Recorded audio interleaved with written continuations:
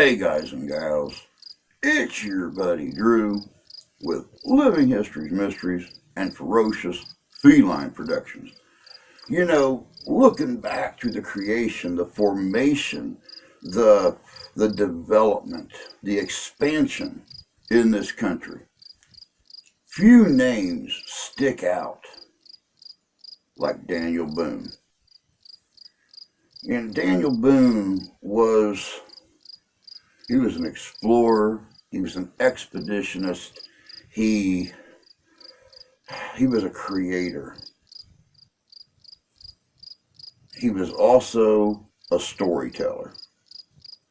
Now, a lot of Boone's stories were more of the creative type. He, much like anybody else, couldn't just tell a story without expanding it a little bit.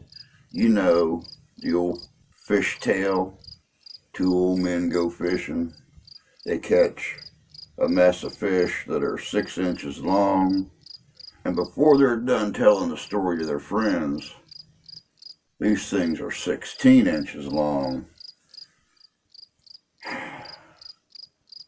One story in particular I've ran across multiple times, and I actually ran across again this morning and decided to start looking into it. And I come to find that there are multiple accounts of this story told for generations. But I'm not going to go into a lot of detail about it. I'm going to let you guys check this out. This is weird, but like I said, the story was told for decades by multiple people who heard it from the source. Check this out. This is good.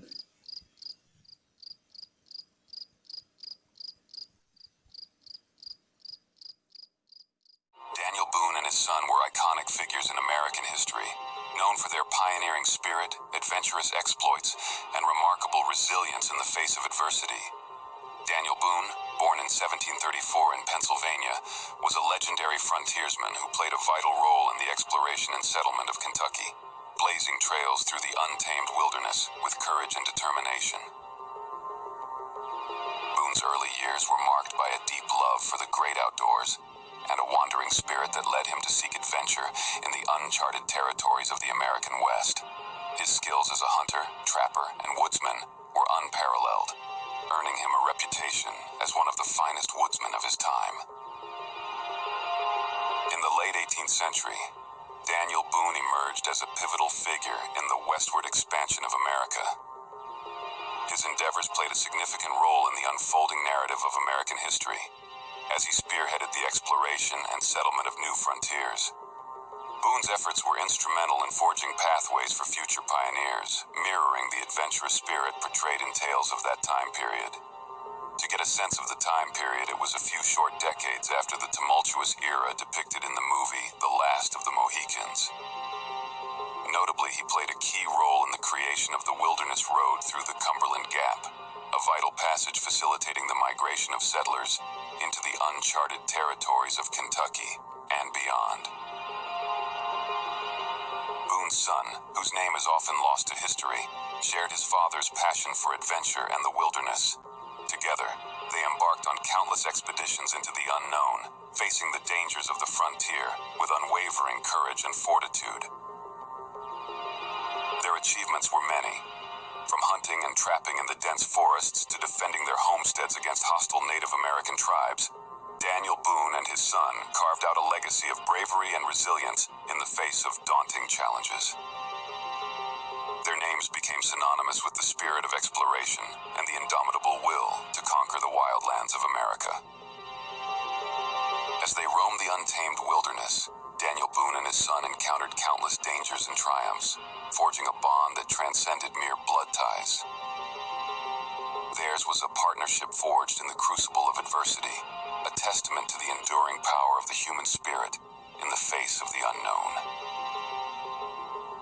And so, as they set out on yet another journey into the heart of the Kentucky wilderness, little did they know that their paths would soon cross with a creature of legend, a towering colossus that would test their courage, resilience, and ingenuity like never before. The stage was set for a showdown between man and beast, a clash of titans that would echo through the ages as a tale of survival, bravery, and the enduring bond between a father and his son. One fateful spring morning, the sun rose gently over the rolling hills of Kentucky, casting a golden hue over the awakening wilderness. Daniel Boone, a rugged frontiersman with a weathered face and piercing eyes, emerged from his humble log cabin to tend to his daily chores. The air was crisp and invigorating, carrying the sweet scents of blooming wildflowers and the promise of a new day. As Boone made his way to the paddock to check on his two prized horses, he was met with a scene of devastation.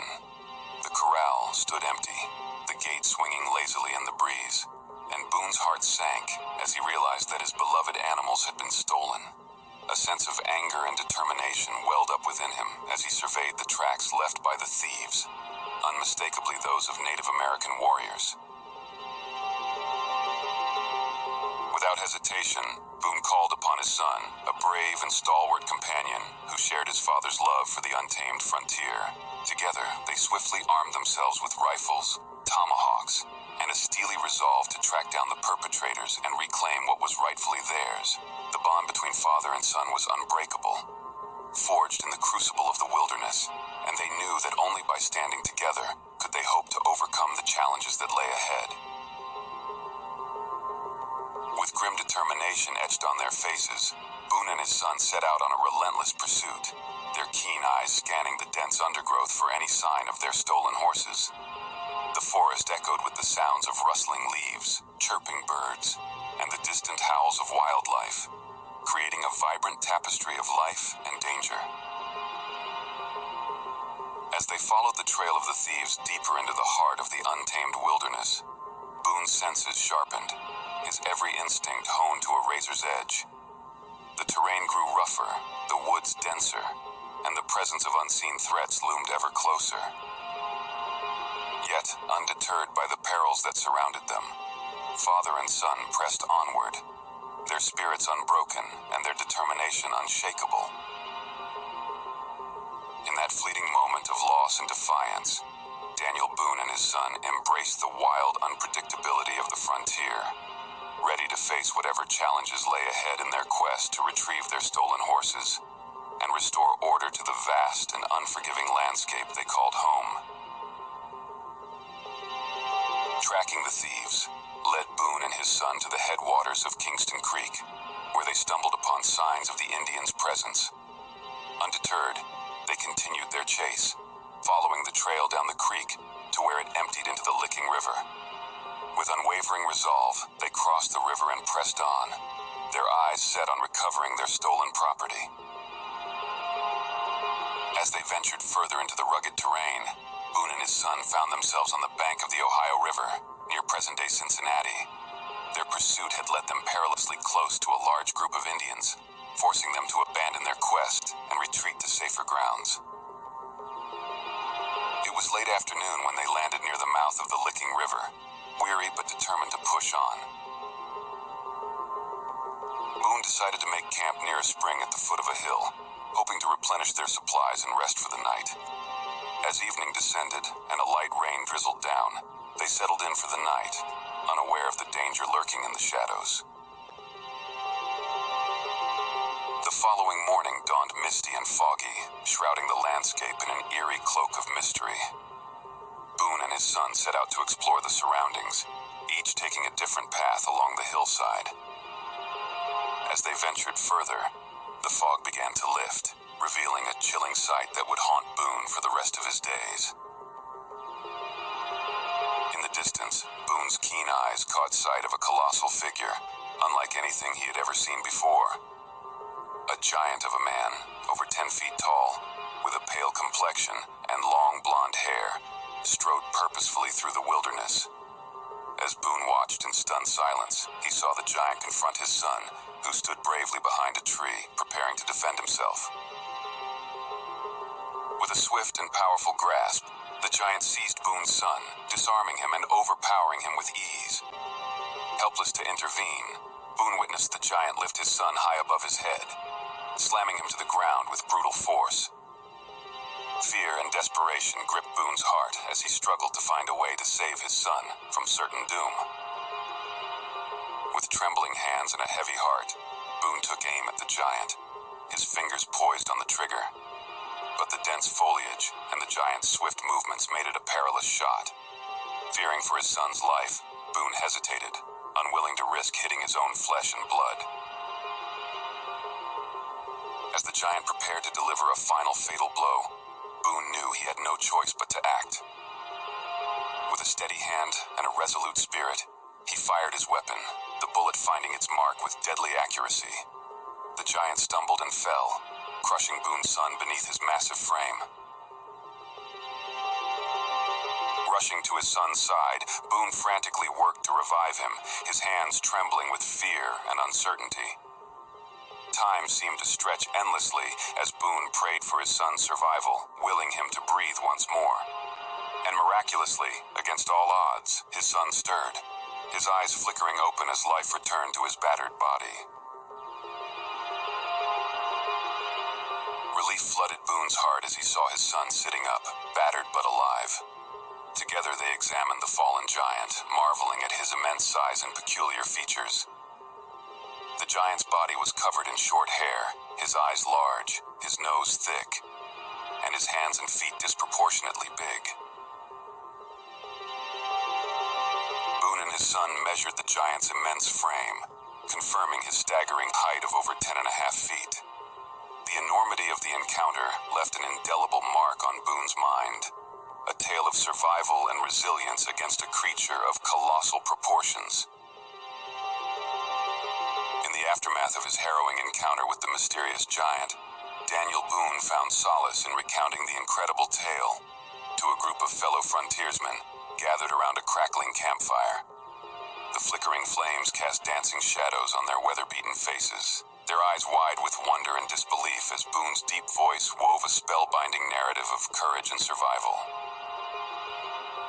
Seated on a rough-hewn log, Boone spoke with a mixture of solemnity and awe, his rugged features illuminated by the firelight. His words carried the weight of truth, each syllable resonating with the raw emotion of the terrifying ordeal he had endured. As he described the giant's towering figure and ferocious demeanor, a hushed silence fell over his rapt audience, hanging on his every word with bated breath. The men gathered around Boone listened intently, their faces reflecting a range of emotions, from fear to disbelief to admiration for the legendary frontiersman's resilience in the face of such a formidable adversary. Some shook their heads in quiet disbelief, unable to fathom the sheer magnitude of the creature Boone had encountered, while others nodded in silent acknowledgement of the dangers that lurked in the wild lands beyond their settlements. As Boone reached the climax of his tale, describing the heart-stopping moment when he took aim at the giant to save his son, a collective gasp escaped the lips of his enraptured audience. The tension in the air was palpable, the crackling fire lending an almost surreal quality to Boone's chilling account of survival against impossible odds.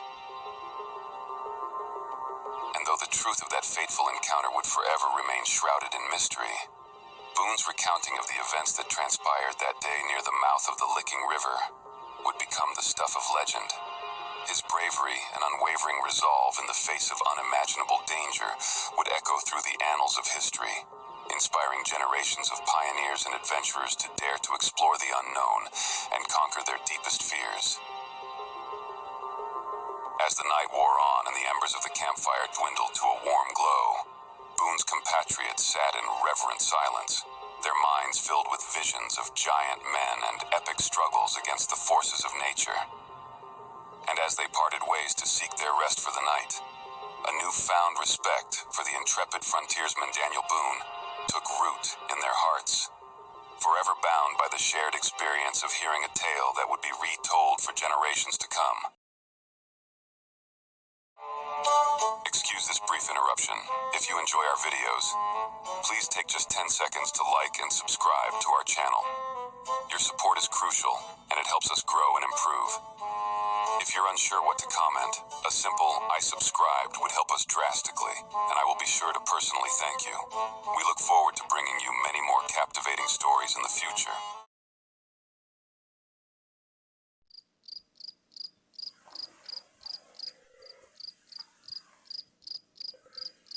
Welcome back. You know, it's like I said in the beginning. This story was told for decades after it supposedly happened. Is it true?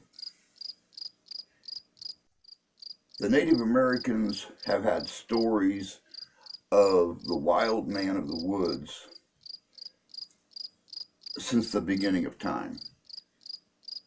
And if anybody would have heard these stories, it would have been Daniel Boone. Did he and his son really encounter a beast in the woods, 10.5 feet tall, covered in hair? The Native Americans in that region called it a Yahweh. But in modern days, it's known as Bigfoot or Sasquatch. Are the legends true? Does this race of large creatures actually run our mountains and our woodlands, not just in America, but in Canada, South America, all over the world? God only knows. It's just one more mystery that history left behind. And one more mystery that Daniel Boone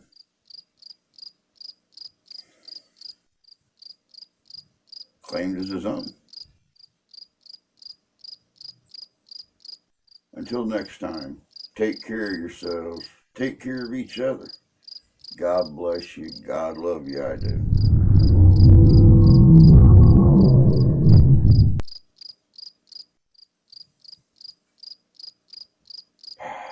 We'll see you out there.